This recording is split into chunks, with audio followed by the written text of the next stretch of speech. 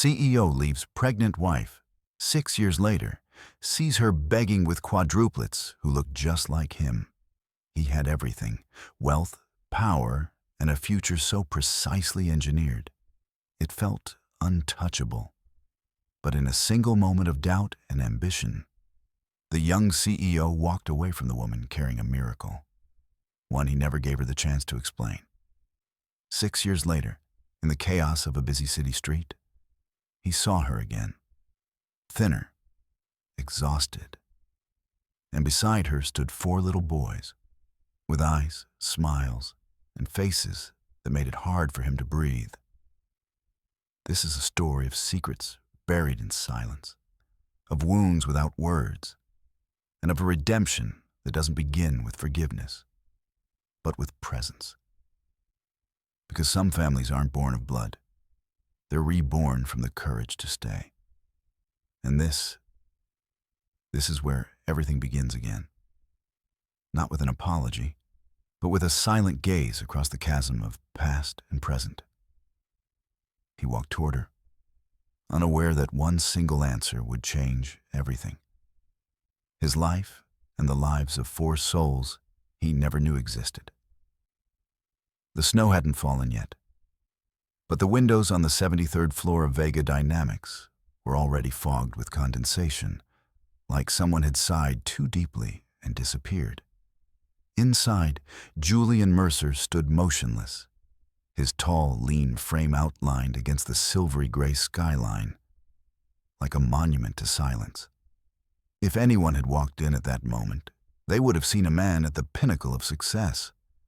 A tailored charcoal suit, cufflinks glinting at the wrist, and the commanding aura of a multi-billion-dollar empire.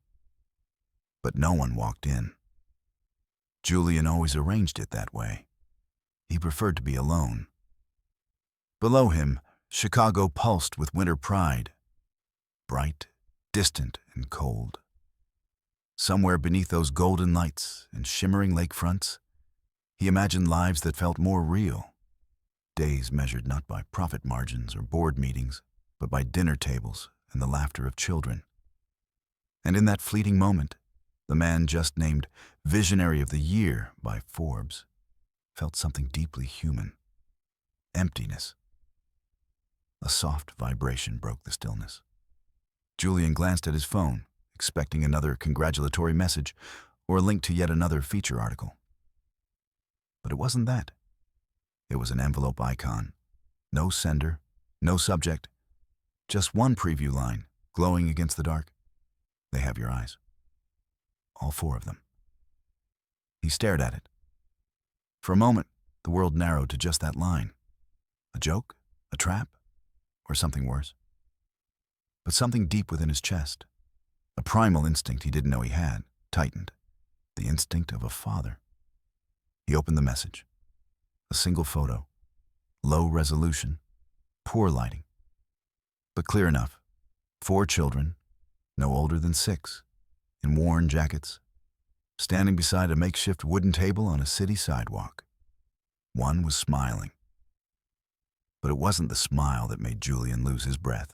It was the eyes. Those eyes didn't belong to strangers. They belonged to him. Julian, age 6. That rare gray-blue shimmer like a winter lake just before it froze. His fingers trembled as he zoomed in. The 3rd boy's face, his tilted head, wary gaze, the small swirl in his hairline, looked like it had been copied straight from Julian's childhood photo album. Julian staggered back. His heart thundered. For a man who lived by logic, data, and verifiable facts, he no longer knew what to believe. Selena. His sister's name hit like ice water. The woman who always said she was protecting him, who controlled everything after their parents died, who managed his deals, his calls, even his divorce. Camille Rivera. The name sliced through him like a blade. They met when Vega Dynamics was just a dream. She was a children's book illustrator, paint on her fingers, laughter like sunlight in the darkest days of his life. The first 2 years were everything. Then it unraveled. Selena began whispering doubts about Camille's intentions. Camille, in turn, grew quieter with every argument. And Julian? He buried himself in numbers. The one thing he understood better than love. The divorce was swift, cold, a few meetings, a stack of papers. One final signature passed through a lawyer. No tears, no last words. Just silence, merciless and complete. And now, this photo. Julian stared again. 4 children.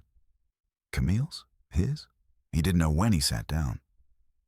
But suddenly he was there, sinking into the familiar leather chair, staring out at a snowless skyline with something heavy pressing on his chest. Not fear, something older, deeper. A hollowness he hadn't realized he'd been carrying for 6 years. Outside, the sky dimmed by one shade of gray. Somewhere, a child laughed. And somewhere else, 4 children might carry his blood. Union Station, on a Saturday winter morning, was a crossroads of haste and loneliness. The rhythmic stomp of hurried boots mingled with a hum of loudspeakers, suitcase wheels skimming over tiled floors, and the scent of bitter coffee cutting through the cold. Julian Mercer never came to places like this. His life was written in private drivers, glass-walled meetings, and velvet rope entrances. But today, something pulled him out of that world. Maybe it was the message. Maybe it was the eyes in that photo. Or maybe, just maybe, it was that vague ache inside him that he had missed something unnameable, irreplaceable. He pulled on a thick coat, tucked a knit cap over his ears, and let himself disappear into the crowd. No bodyguards, no assistants, just a man, trying to find something he wasn't even sure he ever had. And then he saw them. Near the far left pillar of the train station, tucked beneath the rusted iron beam, was a small wooden table, its surface chipped and uneven. On it lay a few hand-painted greeting cards and a handful of simple wooden keychains. A woman sat behind it, a threadbare wool scarf wrapped around her shoulders, long hair tied in a messy knot, with loose strands falling forward, hiding most of her face. But her voice, he would have known it anywhere. Camille. Julian froze. The way she sat, still focused on sketching a snowflake on a card, was exactly how she looked each morning in their tiny kitchen on Taylor Street. Back when sunlight spilled through the window and the scent of watercolor mixed with soft jazz playing from a speaker. But now, the picture was warped. By cold, by wear, by the rough hands of survival. And beside her, 4 little boys, each one is a mirror of him. There was no need for DNA tests. Julian already knew. The oldest, Levi maybe, was chasing down drawings the wind had scattered. The second, Micah, adjusted a flimsy stand, his glasses slipping as he worked. Elias and Jude sat curled at the end of the table, playing with a handmade toy crafted from bottle caps and wire. None of them cried. None of them complained. They were used to this. And that was what broke Julian most. He walked toward them, legs moving as if detached from his mind. The closer he got, the more erratic his heartbeat became. Camille looked up. For the briefest moment, her eyes locked with his. And what he saw wasn't a surprise. It was silence. A silence that said she had imagined this moment more than once, but no longer expected it. "Hello, Julian?" Her voice was hoarse but steady. "Camille." Her name cracked in the air like a language long forgotten. The smallest boy looked up at him, then turned to his mother. "Mom, is that a friend?" Camille didn't answer right away. She gently pulled the boys close, resting her hand on Levi's shoulder, an unspoken signal. "Are they?" Julian's voice faltered. The question didn't need to be finished. Camille understood. Yes, she said plainly. They're your sons. He wasn't sure he was still breathing. But I thought I couldn't. Because you believed a piece of paper more than the heart of the woman who laid beside you every night? Camille cut him off. Not bitterly. Not with rage. Just a question thrown like a pebble across a frozen lake. Julian wanted to speak, but no words felt adequate. None could reverse 6 lost years. None could replace 4 missed birthdays, sleepless nights with fevers, or the first cries of mama that had gone unheard by him. Camille began packing up. Every movement is calm and deliberate. One of the boys protested. Mom, we just got here. It's getting colder, Micah, she whispered. Julian stood still. The question swirled inside him like a storm. Why hadn't she reached out? Why hadn't she called, fought for custody, demanded anything? As if reading his mind, Camille looked him in the eye. Because I wrote. Because I came to your company. Because I tried, until I thought I was going insane. But I'm not the kind of woman who gets past glass gates and velvet ropes. I was just someone who once loved you. That wasn't a cut. That was a whole storm crashing down. Julian didn't know what would happen next. But he knew one thing. Nothing could return to the way it was. And if he didn't act now, he would lose everything. Not because he never had it, but because he let it slip away without ever knowing. Julian Mercer had never once trembled while signing billion-dollar deals. But the next morning, sitting in his walnut-paneled office with light streaming through thick glass windows, his fingers wouldn't stop tapping the desk. On the screen, his own medical records, filed after a college football injury. One highlighted sentence had once felt like a death sentence to his dream of fatherhood. Severely low sperm count and motility. Natural conception highly unlikely. Back then, he was 23, and the phrase highly unlikely had quickly turned, in his mind, into impossible. He never asked again, never looked deeper. He accepted it as truth, a way to focus on his career, to avoid dreaming about things only the heart could reach. He called the old clinic, asked to see the same doctor. The appointment was arranged that day. When he stepped into the familiar office, almost nothing had changed. The framed diplomas on the wall, the old leather chair that creaked when he sat, and the doctor's startled yet cautious gaze. I need to ask you something, Julian began, voice calm but unyielding. About my diagnosis from years ago. The doctor flipped through the file and nodded. We said the chances were very low, but I clearly remember also telling you, not impossible. Julian straightened. You're sure? The doctor nodded again. In fact, I remember your sister calling. She asked if I could confirm that you were completely infertile. Julian's breath caught. And what did you say? I refused. I told her I wouldn't alter medical truth to make things more convenient. I said the odds were small, but real, and she didn't seem pleased. Julian left the clinic in a daze, one that needed no alcohol to feel intoxicating. Every scattered piece began snapping back into place. Camille's sudden nausea in the mornings, the quiet ways she had started pulling away. He remembered thinking she was simply tired of him. He remembered staying silent, never asking, never listening. And he remembered what Selena told him right after the divorce. It's done. She signed. Left nothing behind. He had never checked. Too busy, too hurt, and far too willing to trust the person who'd handled everything for him since their parents died. Back home, Julian searched through an archived email folder from the years he'd been with Camille. Buried within hundreds of unread messages was one he had never seen before. Unread. Still unopened. Julian, I know you probably don't want to hear from me, but I need to say this just once. I don't need anything from you. I just want you to know I'm pregnant. I know the chances were low. I doubted it too. But the doctor confirmed.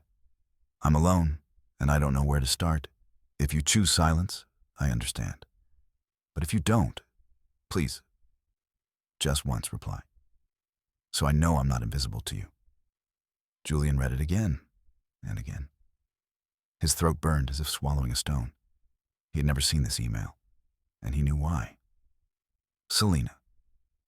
At that moment, he picked up the phone and called Richard, his private security advisor, a former FBI agent hired years ago to quietly handle the delicate matters of the corporation. I need you to look into something. No team, no paperwork, no trace. Target? Not a what, a who. Selena Mercer. I want everything she did 6 years ago. Start with the month she told me to sign those divorce papers. The investigation began like an underground current. Silent, steady, unstoppable. Julian returned to his office, but for the first time in years, he didn't open a financial dashboard, didn't check a stock alert. He just stared at the empty space behind his desk, where a photo frame once stood, where Camille had once visited, fumbling with balance sheets, holding 2 cups of coffee and a bunny-shaped cookie for his birthday. The 3rd birthday of Vega Dynamics. She had once thought that was enough to keep him. But it wasn't her who walked away. It was him. He had let her slip through his fingers without ever turning around. And now, Julian knew he hadn't just lost a wife. He had lost an entire life he didn't even know he had. A fatherhood never lived. 4 sons never held. 6 years of laughter, scraped knees, bedtime stories, and questions whispered in the dark. Stolen, not just by Selena, but by his own willful absence. And that hurt more than any sentence he had ever carried. On a gray Monday morning, Julian Mercer walked into Haven Hollow's shelter in dark jeans, a simple crewneck sweatshirt, and a knit cap pulled low over his brow. He gave his name as Blake Monroe. So ordinary, no one even bothered to question it. He filled out the volunteer form himself, in his own handwriting, a thing he hadn't done in nearly a decade. Reference contact, Gregory Tate, CFO of the company's charitable arm. Position, basic technical support, pipe repairs, door handles, light bulbs. The only thing Julian's father ever taught him outside of keeping his word was how to hold a wrench properly. He never thought it would come in handy now. Inside a shelter meant for those with nowhere else to go, Ruth Denham, the center's director, had a steady voice, sharp eyes, and an intuition keener than most board members Julian had ever met. "Why this place?" she asked, eyebrows raised as she scanned the form. "Ever volunteered before?" Julian shook his head. But I need to start somewhere." That made Ruth pause for just a beat. She looked up, her eyes narrowing slightly. "We don't need anyone here looking for redemption. We need workers. No one's coming here to be saved." Julian nodded. "Understood. I'm here to fix a leak, not the world." She studied him a moment longer, then shrugged. "Wednesday, then. 3 faucets need replacing. Don't be late." And so the man who once signed billion-dollar deals was now tightening cabinet hinges with a screwdriver, crouching under a rusted sink, and wiping sweat with his sleeve while voices echoed through a temporary roof. Julian had never lived this slowly, and he had never lived this honestly. On the 5th day, while repairing a pipe beneath the ground floor hallway, the back door creaked open. A child stood there, one of the four boys, tousled hair, icy gray-blue eyes tilted just so. Julian guessed. Jude, the youngest. The boy lingered for a moment and spoke, softly, but with certainty. "You're doing it wrong." Julian turned, startled. "Sorry?" "Miss Ruth says paint goes up and down, not sideways." Julian let out a soft laugh and corrected his stroke. "Like this?" Jude nodded, then stood there a little longer. "My name's Jude," he said after a pause. "My mom says we should always introduce ourselves to new people." Julian set the paint can down. "Nice to meet you, Jude. I'm Blake." The boy studied him. "Your eyes look like mine," he said. "And Micah's too." Julian hesitated. "That's quite the coincidence." Jude tilted his head. "Mom says there are no coincidences, just things we don't understand yet." Before Julian could respond, Camille's voice rang out from down the hall. "Jude, it's time for your lesson." "Coming, Mom," Jude called back. Then he turned to Julian and winked. "Bye, Mr. Blake." And then he ran off, leaving Julian in the hallway, paint-streaked and breathless. Those eyes. That sentence. The way the boy said, "Mister," was like he'd known him forever. In under 3 minutes, a 6-year-old had dismantled every wall Julian thought he'd built. That afternoon, Julian was assigned to assist with the after-school program. He folded drawing pads, sorted watercolor trays, and checked the child-sized desks. The children poured in like sparrows, each one unique, but all with eyes that shimmered with wonder. And then Camille entered, carrying 3 folders, wearing a faded gray sweater. Hair tied up, her face was still calm, just like the last time they saw each other at the station. Ruth introduced them. "This is Blake Monroe. He's helping the kids this week." Camille paused for half a second. Her eyes met Julian's without flinching. "That's wonderful," she said. Her gaze betrayed no emotion, but Julian knew she had recognized him. The difference was, she didn't say a word. No confrontation, no name, no reaction. That silence, it was a message. "I know what you're doing, and I'm watching to see if you finally have the courage to stay." Julian sat at the craft table with the children, brush in hand, though his mind spun in a storm. She knew, he knew, and they both understood. The game had begun. But this time, he wasn't hiding behind a CEO's chair. No one was writing an apology for him. No one had paved the way. He had to start over, from zero, in the form of a stranger called Mr. Blake, with nothing but the faint hope that one day those 4 little boys might call him by a name forgotten for 6 long years. Dad. That evening, Julian didn't return to his penthouse. Instead, he wandered through the streets of South Loop, letting the wind slice through his thin sweatshirt and drag old memories out like tangled strings. The things Camille hadn't said were louder than anything she could have voiced. She had recognized him, but her eyes held no anger and no forgiveness. Only caution, the kind born of someone who had stood at the edge, fallen, and now stood again. Not out of hope, but survival. And Julian understood. He deserved to be seen that way. The next morning, he returned to Haven Hollow as if nothing had changed. He fixed pipes, sealed cracks in the wall, and reorganized the supply room, all with the silent wish that Camille would say something. But she didn't. She never asked why he was here, never brought up the past.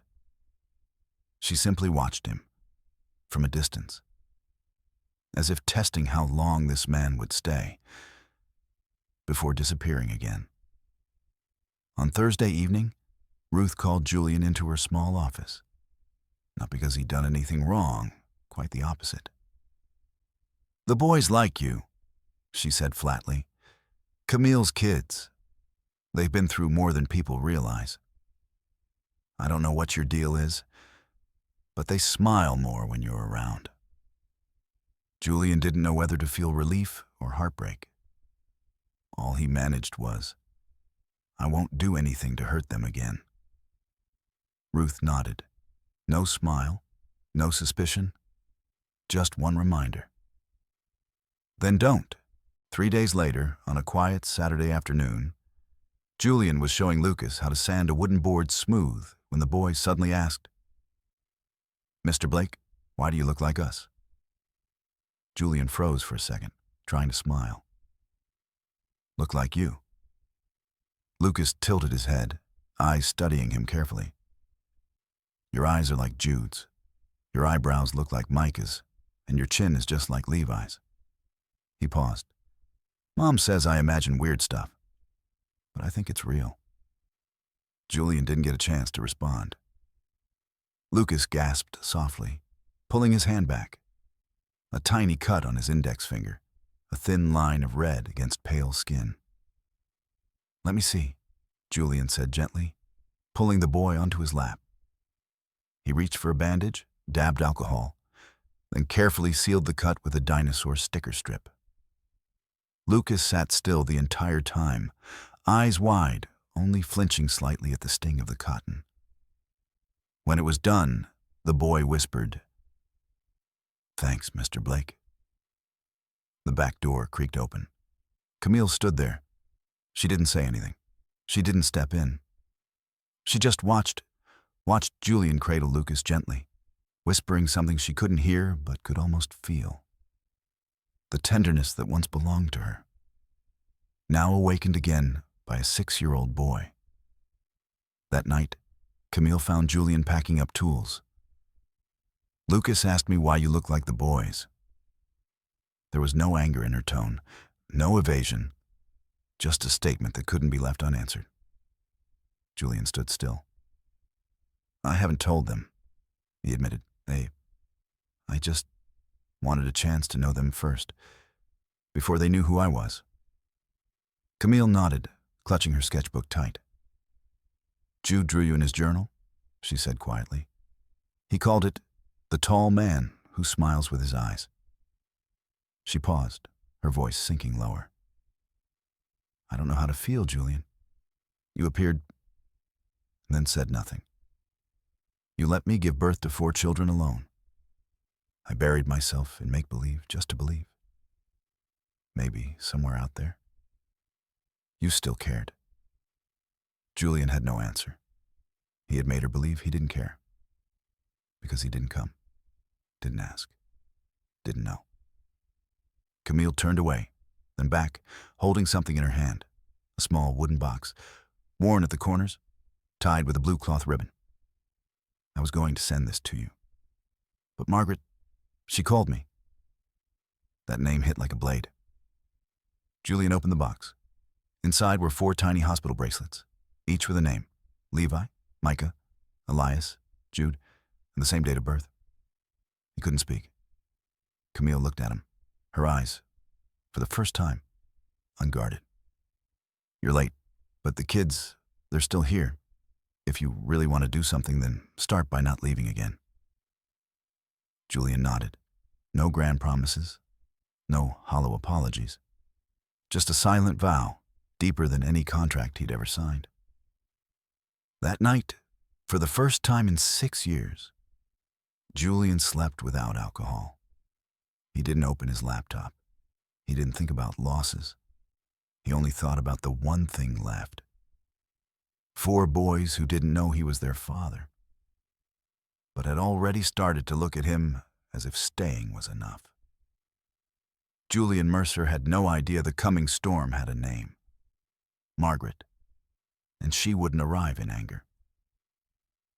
She'd arrive in the language Julian knew better than love: legal paperwork, draped in the velvet of power. A week after his conversation with Camille, Julian was helping the kids build a suspension bridge model out of popsicle sticks and rubber bands, when a court officer walked into Haven Hollow.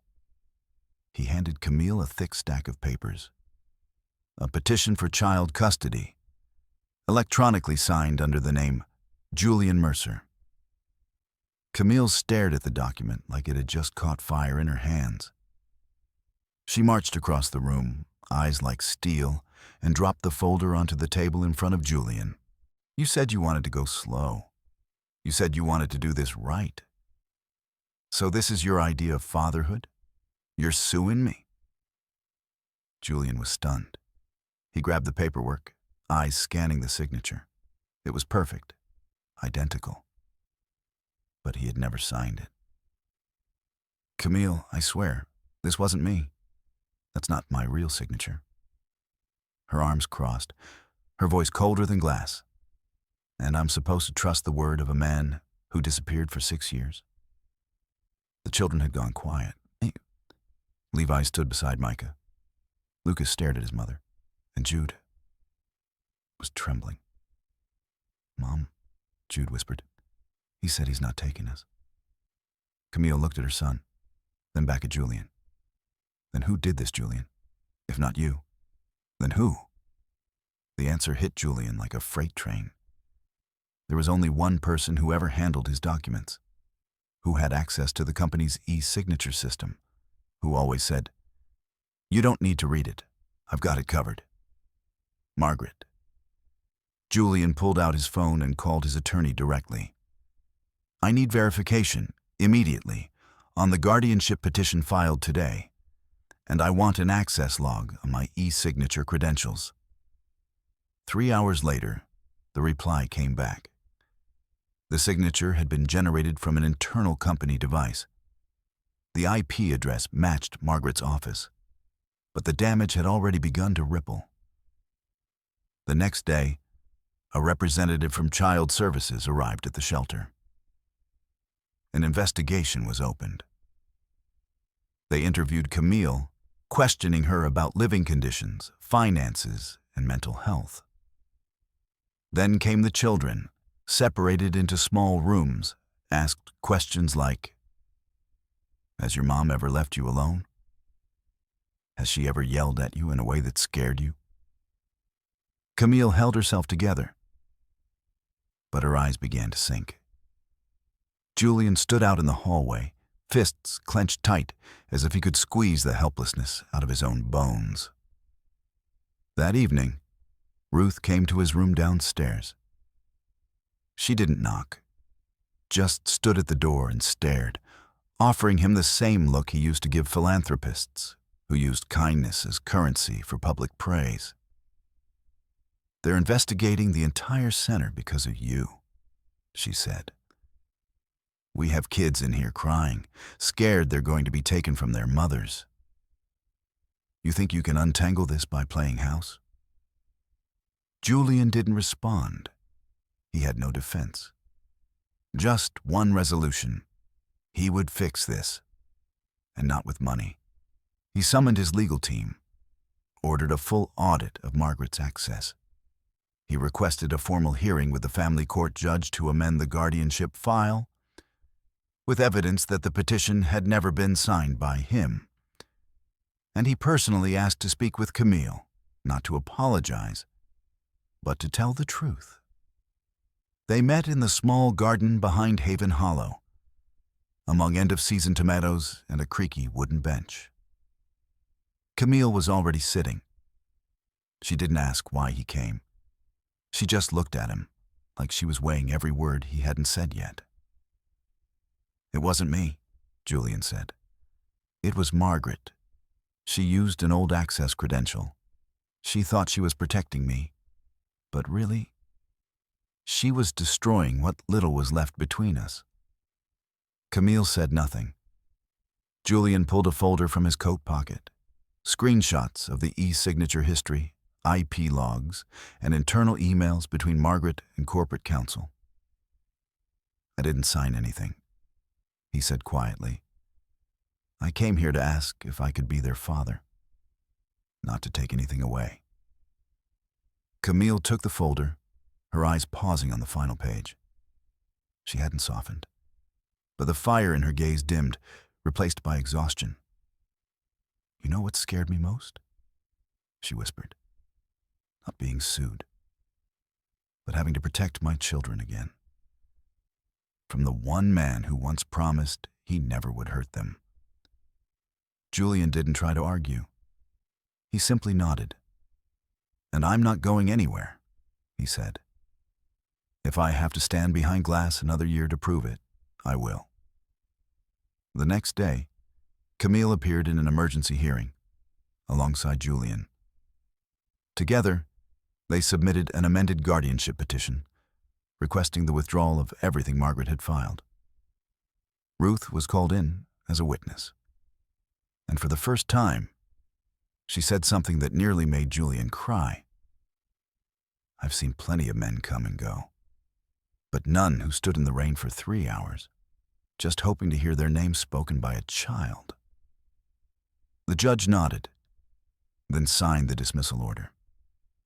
And in that fleeting moment, inside a family courtroom, Julian Mercer wasn't a CEO. He wasn't the heir to a legacy others envied.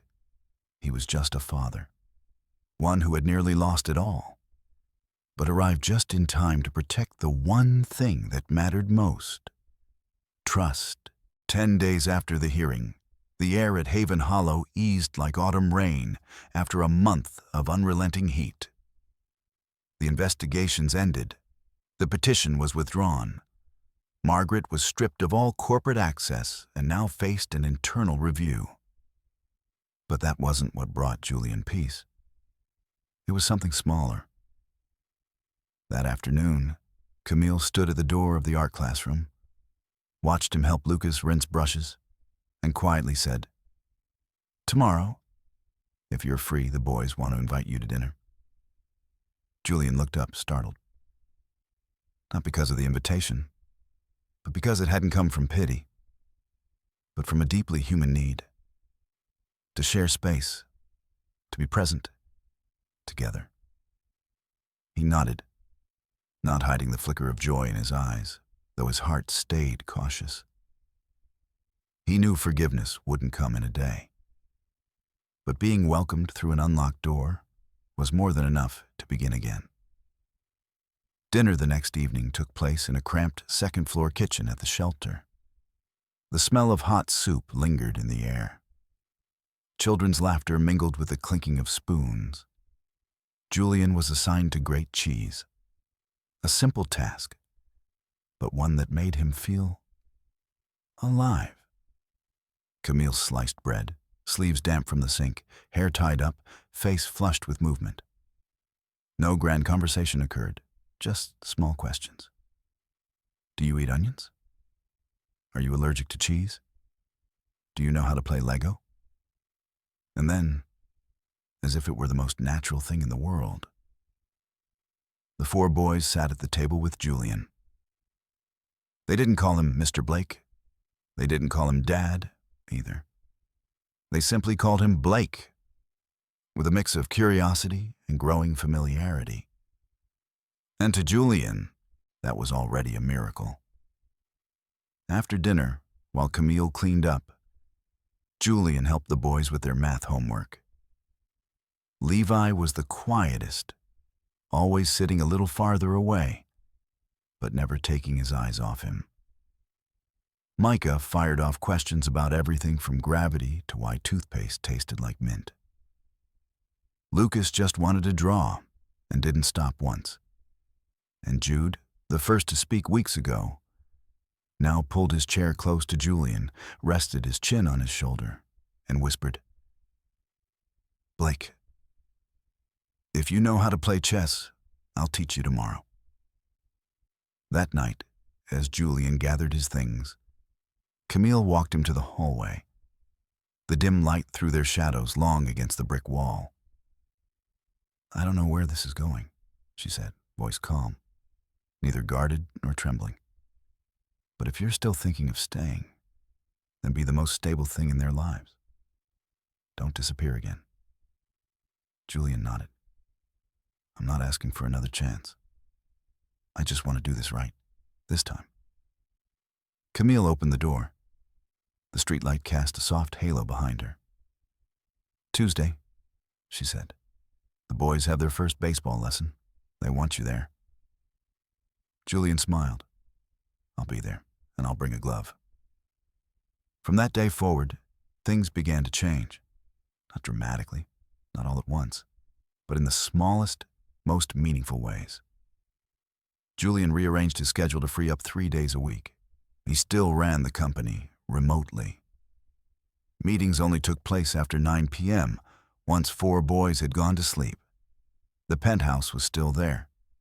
But now, he rented a tiny studio near Haven Hollow, just in case someone needed him. He never asked the boys to call him anything. Blake was enough. But one day, while they were making cookies together in the shared kitchen, Lucas accidentally spilled a bowl of flour onto Julian and blurted, "Oops, sorry, Dad." The room fell silent for a beat. Julian didn't turn around. He just said, "It's all right, buddy. Dad, used to do that too when I was your age." And then they all burst out laughing as if the word Dad had never carried weight, as if it was just a name stitched back together by time. Camille stood at the doorway. She didn't say a word, but her eyes softened, just enough for Julian to see that, finally, she believed he would stay, not as a perfect father, but as a man who no longer wanted to miss another dinner. And for her, that was enough. Saturday morning. The West Side Park was drenched in sunlight.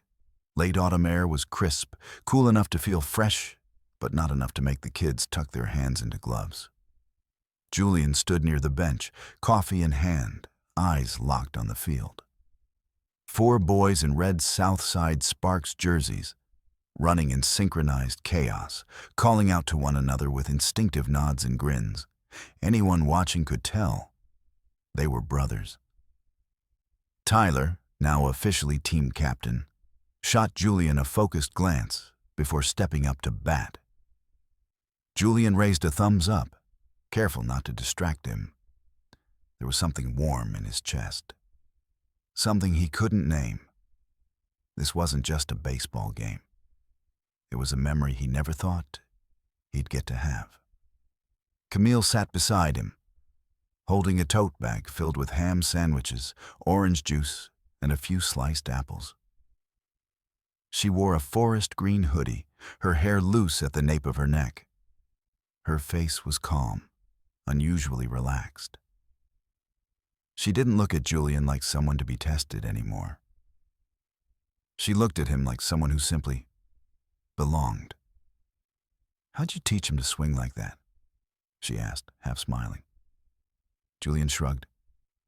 "I didn't. He taught himself. Must be like someone I once knew, kicking a ball alone in the backyard." She didn't reply, but her cheeks flushed. And that small smile, subtle as it was, told Julian everything. The distance between them wasn't closing through words, but through presence.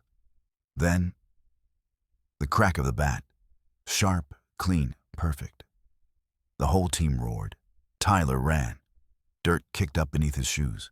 Julian stood instinctively, shouting, "Run! Ty! Run!" Tyler made it to first base. He turned, face glowing, eyes scanning the crowd, and found Julian. He shouted across the field, "Did you see that, Dad?" Time froze for a single heartbeat. Julian heard the word land in the air. Not awkward, not hesitant, but as if it had always existed, just waiting for this exact moment to be said. "Dad." Julian inhaled deeply, nodding through the sting in his eyes. "I saw, buddy. I saw all of it." Camille said nothing. But when Julian sat back down, she leaned toward him, just slightly, her head tilting closer to his shoulder than usual. Not on purpose, not out of permission. Just a deeply human gesture. When trust quietly returns. That evening, all 5 of them had dinner on the living room floor. Grape juice and pizza slices spread across napkins. Jude told a joke that wasn't funny but still made everyone laugh uncontrollably. Lucas showed Julian his latest sketch of a paper plane. Micah curled up beside him, whispering, "Can we go to the bookstore tomorrow?" Just us. And when Levi, the quietest one, walked over, holding a small notepad, and handed it to Julian, saying, "I've been writing things about you, stuff I want to remember." Julian couldn't hold the tears back. He pulled Levi into his arms, held him tight, and the boy didn't pull away. He just whispered, "It's okay, Dad." It wasn't a miracle. It wasn't redemption in full, but it was a marker. The first beam in the rubble. The place where something solid begins to be rebuilt. That night, after the kids had fallen asleep, Julian stood on the balcony of the small apartment he'd rented near Haven Hollow. He looked out over the lights of Chicago, blinking like the heartbeat of the city. He no longer lived in glass towers. He lived closer to the ground, where laughter sounded real, and sometimes a word as simple as "Dad" could change the color of the world. He knew more days would come, days he'd still have to earn it. There would be rejection, old questions, and wounds without names.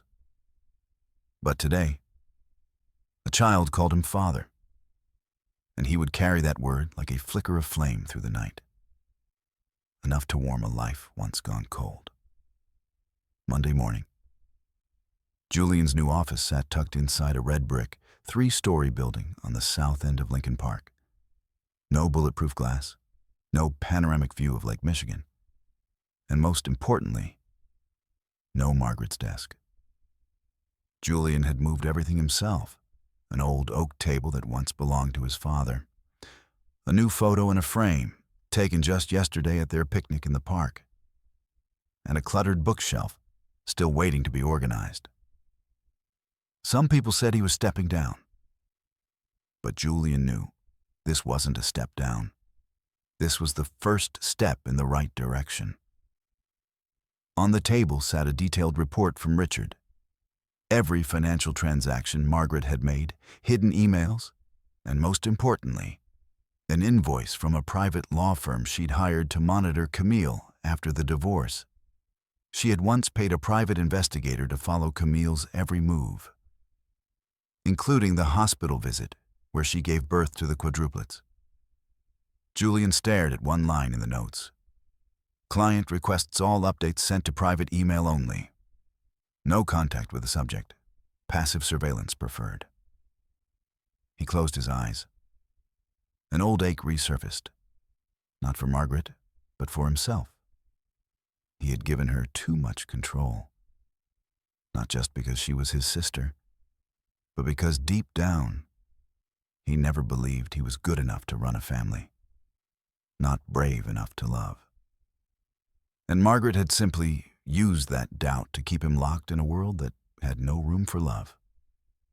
That afternoon, Julian went to see Camille at Haven Hollow. The kids were napping. The air was still, like a lake before the storm. He sat across from her in the small shelter kitchen. A cup of mint tea sat between them, steam curling toward the light. Camille didn't ask why he'd come. She looked at him like she already knew something needed to be said. Julian slid the folder toward her. "I think you deserve to know all of it. What she did. What I didn't stop because I didn't know. But now I do." Camille opened the file. She didn't flinch, didn't cry.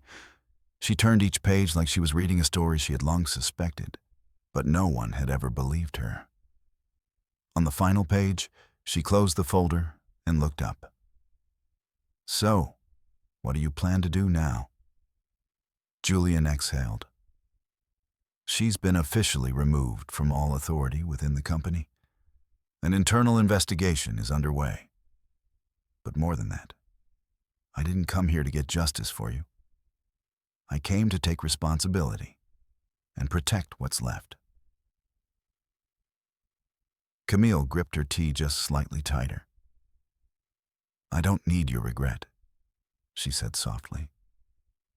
I need you to understand this. Silence is also a choice, and you chose it. For 6 years, Julian nodded. No defense. I know, and I'm trying to learn how to choose differently. A quiet pause stretched between them. Then Camille gently slid the file back toward him. Keep it. So one day, our sons will know that the truth was once hidden, but also uncovered. I don't want them to grow up angry. But they should understand. What we call justice sometimes comes from the courage of the one who was wrong. Julian swallowed the lump in his throat. Thank you for still having enough in you to say that. It's not about faith, Camille said, her voice steady though her eyes shimmered. It's about the boys. They deserve a father who doesn't just make money, but who knows how to stand up after kneeling to fear for far too long. Julian looked at her, and for the first time, he didn't see the woman he once loved. He saw the mother he had hurt, the woman who had carried what he couldn't, and had stood tall where he had fallen short. That night, Julian sat in the living room of his modest new apartment. Not a penthouse, not a CEO suite, just a space where 4 boys could draw, play chess, and occasionally watch old movies with the man they were slowly learning to trust.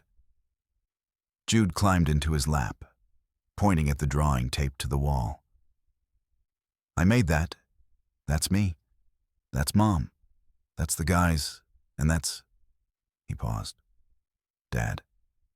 Julian smiled gently. It's beautiful. But why am I standing in the back? Jude looked at him, then shrugged.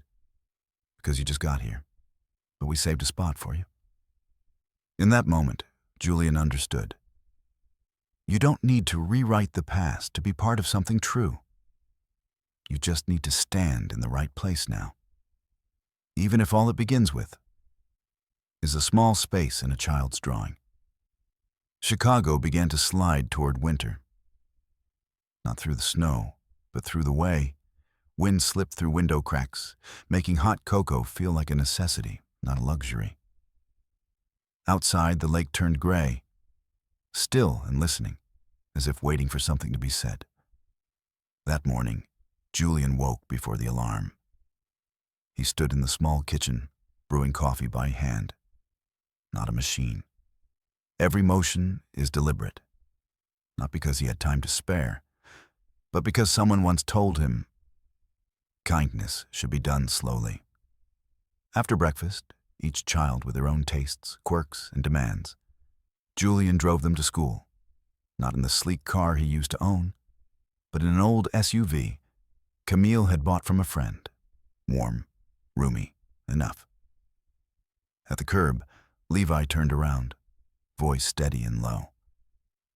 Will you be there for the science fair tonight? Julian looked in the rearview mirror, meeting Levi's eyes, still cautious, still guarded, but holding a small, fragile spark. He nodded. Wouldn't miss it for the world. The door closed. Their footsteps echoed on cold pavement. Julian stayed in the car a little longer, eyes shut, fingers resting on the steering wheel. These days, quiet, ordinary, present, were once the things he never had. Now, he wanted them so much. He was afraid to lose them to another overrun calendar invite. That afternoon, Julian stood at the Southmore Elementary Science Fair. He brought nothing but a wool scarf, a backpack with snacks, and a pair of eyes that truly wanted to see what the kids had made. Levi's booth was about wind energy, a small hand-cut turbine powered by a desktop fan. Every label is carefully written. Every part is assembled by hand. Levi didn't say much, but when the judge asked, he spoke with clarity, confidence. Julian didn't interrupt. He just stood behind him, and when Levi stepped away, he rested a hand on his son's shoulder. Levi tilted his head. You think they liked it? Julian nodded. I think they saw what I see every day. Lucas won Best Design for his eco-city built from recycled straws. Micah drew a crowd with an electric circuit board and his endless facts. And Jude built a solar system model where each planet had a face and a name. Earth was labeled Mom, and the brightest one, the sun, was named Dad. Julian froze when he heard Jude explaining it to a stranger. Because the sun always shows up, even if it's behind clouds. That night, Camille invited Julian to stay for dinner. Not pizza, not fast food. She'd made a stew that simmered all afternoon. Julian helped set the table. The kids turned on Christmas music early and danced wildly, fighting over the Bluetooth speaker. Camille stood at the stove, watching them through the steam, like someone witnessing a family finally come back together, one piece at a time. Toward the end of the meal, Julian stood up. He reached into his coat pocket and placed a small envelope on the table in front of Camille. She looked at him and opened it. Inside, the deed to a 3-story building in Uptown. It had once been a Vega Dynamics satellite office. Now, it would become transitional housing. The building's yours, Julian said softly. No rent, no conditions. Just a place that doesn't disappear when someone makes a phone call. Camille gripped the envelope. This won't fix everything, Julian. I know, he said, but it's a start. A real one. She nodded, didn't smile, but her eyes shimmered. After the children went to bed, Julian rose to leave. Camille walked him to the door, and in the soft pause between silence and hallway light, she said, They're beginning to believe you. And so am I. But belief isn't something you win. It's something you earn. Every day. Julian nodded. Then I'll keep showing up. Every day. And he stepped out into the cold wind with a heart warmer than it had ever been before. Because now, he was no longer walking alone. He was the one who stayed. Not perfect, not invincible, but present. And sometimes, being present is enough to begin something miraculous. On a quiet Sunday morning, the season's first snow fell like powdered sugar over waffles. Light enough to hush the streets, and gentle enough to make the walls of Haven Hollow feel just a little warmer. Julian arrived early, carrying a paper bag from the kids' favorite bakery. Ash-gray gloves tucked into his coat pockets.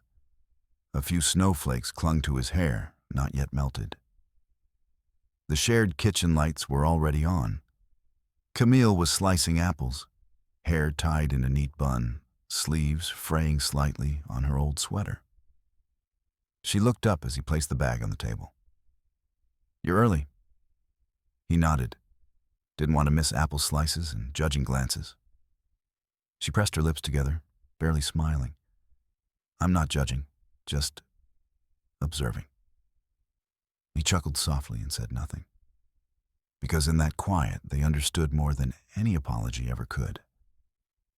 The boys burst in not long after, boots thudding against the floor, soap-scented collars peeking from their coats. Jude tugged Julian's hand, pointing at a note taped to the fridge. We're making wish jars today. Miss Ruth said it's like sending your hopes somewhere safe. Want to help? Julian sat at the long table with them.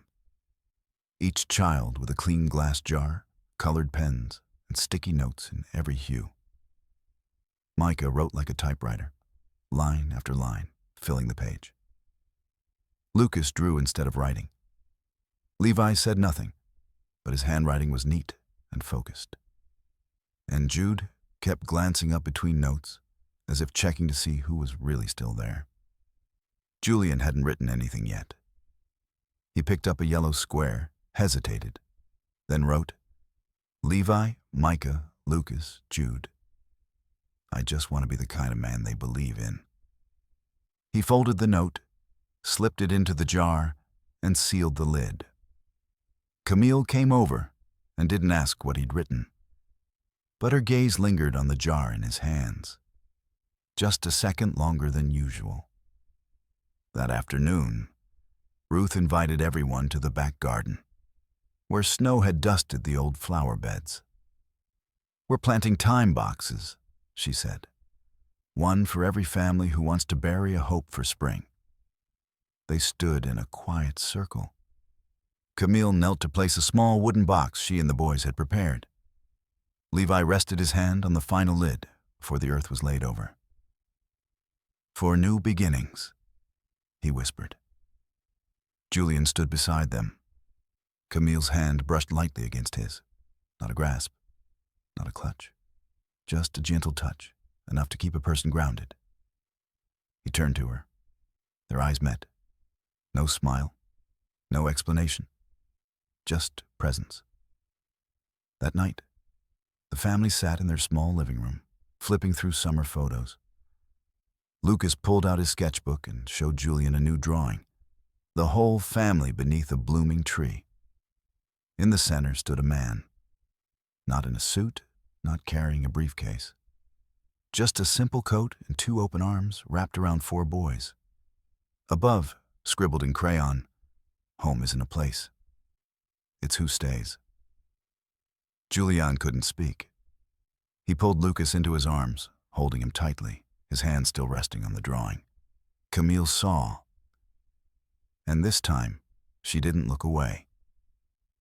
She walked over, sat beside Julian, back to back, as if, in the space between them, a home had finally been built. Not with brick, not with contracts or vows, but with presence. Steady, quiet, unconditional. And maybe that's the one thing money could never buy. 1 year later, a soft spring wind drifted across the Haven Hollow backyard. No longer harsh like the winter, just enough to flutter the ribbons tied along the wooden garden fence. Each ribbon bore the name of a family who had moved on. Not because they were leaving, but because they had found a home. Camille called it the Wall of Courage. Julian liked to call it the proof of what stays. That morning, Ruth stepped onto the porch, her ivory floral shawl slung over her shoulder. She said nothing at first, just watched Julian replant a bed of kale blown over by the wind. Then she set a sealed envelope beside him. "The board reviewed your proposal?" she said softly, and then turned away. No need to wait for a reply. Julian sat back in the soil, hands muddy, and opened the letter. Bolded across the top, "Approved. Haven Hollow Redevelopment Fund." Below that, a new operating budget, 5 board signatures. Julian Mercer is listed as the primary sponsor. A new building would rise beside the existing center, where families could receive job training, financial literacy, and a real chance to emerge from the shadows. Not with pity, but with foundation. Camille appeared behind him, holding 2 mugs of mint tea. Julian handed her the letter. She didn't say congratulations, didn't ask why, just nodded. Sat down beside him, passed him the tea, and in the warmth between their hands, without touching, something settled. "Levi's bringing home a science trophy today," she said. "Micah's building a robot mouse in the kitchen. Lucas is painting planets on his wall, and Jude says he wants to be a storyteller when he grows up." Julian turned to her, voice low. "And you? What do you want?" She looked at him, quiet, steady, but this time, softer, more open. "I want a life where no one has to disappear, to learn how to be present." Julian nodded slowly.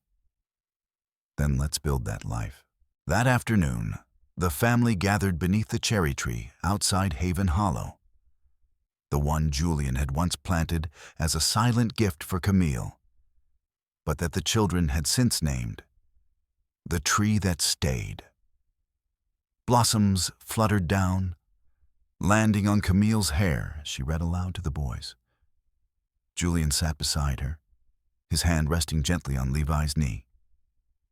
A vow, without words, that would not be taken back. Jude sprawled across the grass, whispering to Lucas, "You think he's really our dad now?" Lucas didn't look up, just shrugged. "He's here. That's all that matters." It wasn't an ending. It was a doorway, an opening, a way to say that family doesn't begin with blood or shared history. It begins with a repeated choice to stay, even when there were once reasons to leave. That night, Julian and Camille walked the boys home to their new apartment. They'd moved in weeks earlier, not big, not fancy, but close to the park, close to the school, and most importantly, a place with golden light spilling through the windows at night, with laughter echoing from the kitchen, and where a man who had once lost everything was learning how to love every small thing life offered back. Before bed, Levi handed Julian a folded piece of paper. Inside, in messy handwriting from 4 different pens, it read, "You're not perfect, but you're ours. Happy Real Father's Day." Julian smiled, not the kind of smile from magazine covers, but a real one, slightly shaky, a little stunned, and overflowing with gratitude. He stepped out to the balcony, looking up at the night sky, where cherry blossoms still clung to branches, and the city lights blinked like old dreams. But this time, he wasn't outside the dream anymore. He was living in it, and he was staying. For good. After dinner, while Camille cleaned up the kitchen, Julian and the boys stepped into the backyard, where the cherry tree had begun to sprout small green fruit. Jude climbed onto the wooden step and shouted, "This tree's growing like us." Micah chimed in, "Except it doesn't argue about whose room is messier." Levi, quiet as ever, raised the camera and captured the moment. He had started a photo album titled "The Days That Count." Not because the days were extraordinary, but because sometimes the ones that seem ordinary are the most extraordinary of all. That afternoon, they kept their promise and visited the museum. Julian held Jude and Lucas's hands, while Camille walked behind with Levi and Micah. They no longer needed a map. The kids had memorized every room. But this time, they didn't just look at the paintings. They asked questions. They debated. They explored, not as children being taught, but as companions on a shared discovery. When an elderly couple passed by and smiled at Julian, one of them said, "Beautiful family." And Julian, with a soft breath, replied, "Yes. I still can't believe I get to be part of it." On the ride home, light rain began to fall. Lucas pressed his face to the window and whispered, "Do you think we'd still be here if you hadn't shown up at the market that day?" Julian caught his reflection in the rearview mirror, his voice low, steady. "I think the real question is, would I still be me if I hadn't?" The car went quiet, not with sadness, but with the weight of that answer settling in each of them in their own way. That night, after the children had fallen asleep, Camille and Julian sat together, the soft patter of rain against the window and golden light spilling from the living room. She leaned gently on his shoulder. "I used to think forgiveness was about forgetting," she whispered. "Now I know. It's about choosing to remember, without pain." Julian took her hand. "And I used to think being a father meant having all the answers," he said, glancing toward the room where the boys lay sleeping. "Now I think it just means showing up, over and over, even when you're scared." Camille smiled faintly, No more words were needed. That day had no climax, no storm, no miracle. Just a day. A day where people cooked together, laughed at small things, learned how to forgive without saying it out loud, and placed a hand on someone's shoulder just to remind them, "You're still here. We're still here. A day like any other." And perhaps that's exactly what made it unforgettable. June began with a soft breeze and the chatter of sparrows along the porch. Camille's new apartment, with the kids, now had purple bougainvillea curling over the balcony, several of Lucas's framed drawings hanging up the staircase, and a giant calendar filled with orange, blue, and yellow boxes, marking birthdays, summer classes, and weekends with Julian. That morning, the entire family prepared for a special event: Jude's kindergarten graduation and Levi's first public art exhibition. Julian wore a charcoal shirt and the neon green dinosaur tie Jude had picked. Camille laughed when she saw how seriously he wore it. "You're really committing to the bit." Julian only shrugged. He said, "I'm the VIP. I take the job seriously." The ceremony took place in the school courtyard. Rows of plastic chairs beneath the soft morning sun. Camille held 2 seats in the front. Julian stood back for a moment, taking in the scene. A sea of smiling parents, camera flashes, and glistening eyes. Jude walked out in a tiny gown and square cap, holding a classmate's hand, his face as solemn as someone about to face the world. When he spotted Julian, he raised his hand to wave, so hard he nearly lost his cap. Julian laughed and waved back, then moved to sit down, only to find a seat empty beside Camille. He looked at her. "You expecting someone else?" She turned, her voice light as the wind playing with her hair. "I saved it, just in case you ever doubted if you belong here." Julian had no words. He just sat down, beside the woman he had once left, besides the children who once only knew absence, and who now understood the presence in a look, in a laugh, in a seat that was always waiting for someone who chose to come back. That afternoon, Levi stood before a gallery wall in the Community Arts Center, displaying 3 works: a sketch of Haven Hollow beneath winter snow, a family portrait beneath the cherry tree, and 1 charcoal abstract titled, "What It Feels Like to Be Chosen." Julian stared at that last one for a long time. It wasn't vibrant, not easy to interpret. But something in the layered lines, the preserved emptiness, the muted light, made him feel as if he was looking at himself from the outside. A man who once had everything, lost it, and learned how to rebuild from scattered pieces. Not perfect, but real. Camille stepped beside him, quiet. He said, "It's the feeling when you think someone will leave, but they stay." Julian nodded. "I stayed." She looked at him. "And because you did, they believe now, not in fairy tales, but in people." That night, the family celebrated with Camille's homemade butter cake. Micah lit candles and told Julian he had to make a wish. Julian closed his eyes, and in that moment, he wished for nothing more. Not a bigger house, not old acclaim, just 3 words whispered like a prayer etched in his bloodstream: "Don't disappear again." After dinner, Jude climbed into Julian's lap, yawned, and whispered, "Can we keep this forever?" Julian didn't answer right away.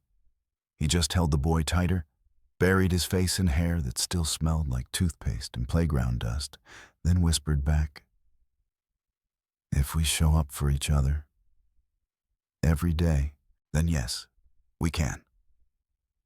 That night, beneath the porch where bougainvillea vines swayed gently in the summer breeze, Camille placed her hand on Julian's shoulder as he gathered the dishes. "That empty chair today," she said. "I think we can put it away now." Julian looked up, eyes bright, not because he expected anything, but because finally he knew he wasn't living in the question anymore. He was the answer, and that chair was no longer empty. Summer had arrived in Chicago with golden evenings and the scent of hot pavement rising from the sidewalks.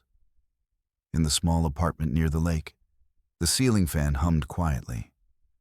Circling the room like time itself was learning to slow down. Julian sat in the living room. Beside him, Jude folded the shirt he picked for his first day of first grade. Levi labeled his notebooks in neat rows. Micah and Lucas turned their notebook covers into an artistic battlefield, arguing over markers. Camille walked in, holding a printed sheet of paper. She sat beside Julian, silent at first, but he already saw it in her eyes. This was something important. "They approved it," she said softly, handing him the page. Julian unfolded it. At the top is an official form from the records office. Change of name request, approved. Below, in clean printed type, Levi Julian Carter Mercer, Micah Elias Carter Mercer, Lucas Gray Carter Mercer, Jude Rowan, Carter Mercer Julian didn't breathe, didn't speak,